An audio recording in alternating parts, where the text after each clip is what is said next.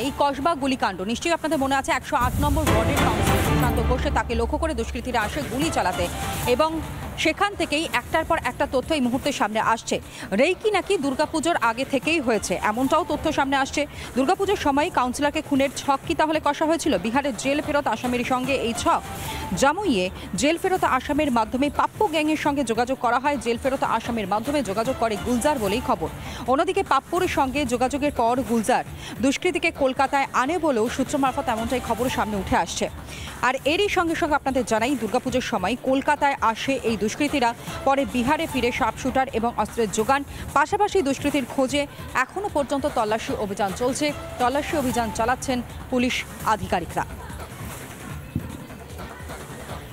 কসবা গুলিকাণ্ড এবং সেই গুলিকাণ্ডে চাঞ্চল্যকর মোড়। একটার পর একটা তথ্য প্রথমে বিহার যোগ পাওয়া গিয়েছিল এবং এরই সঙ্গে সঙ্গে যে তথ্য এই মুহূর্তে সামনে আসছে যে দুর্গাপুজোর আগে থেকেই মূলত সমস্তটা রেকি করা হয়েছিল, পরিকল্পনা করা হয়েছিল, এমনকি ছক পর্যন্ত কষা হয়ে গিয়েছিল এবং সেই সময় অপরাধীরা তারা আসে কলকাতায় এবং সমস্ত জায়গা তারা খতিয়ে দেখে, পরিকল্পনা আরও পোক্ত করে এবং তারপর তারা বিহারে চলে যায় বলেও এই মুহূর্তে পুলিশ সূত্র এমনটাই খবর।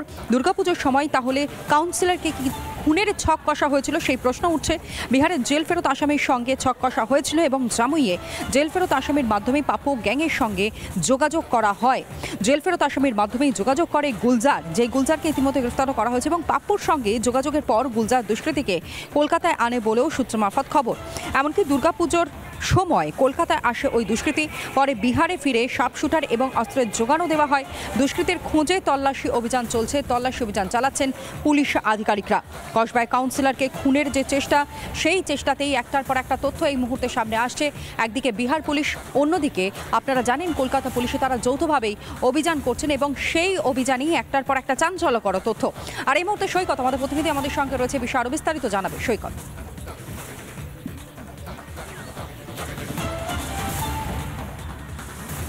দেখো, এই যে জয়েন্ট অপারেশন চলছে কলকাতা পুলিশ এবং বিহার পুলিশের, সেই জয়েন্ট অপারেশনে চাঞ্চল্যকর ইনফরমেশন উঠে আসছে। এর পাশাপাশি গুলজার এবং তার সঙ্গে যারা গ্রেপ্তার হয়েছে, 3 জন গ্রেপ্তার হয়েছে, তাদেরকেও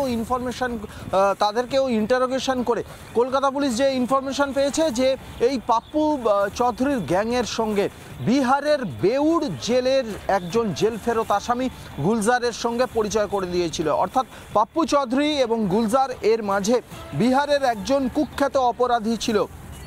বিহারের যে জেলে সে জেলবন্দি ছিল, সেই জেলেই কিন্তু জেলবন্দি ছিল আর এক কুখ্যাত অপরাধী সুবোধ সিং।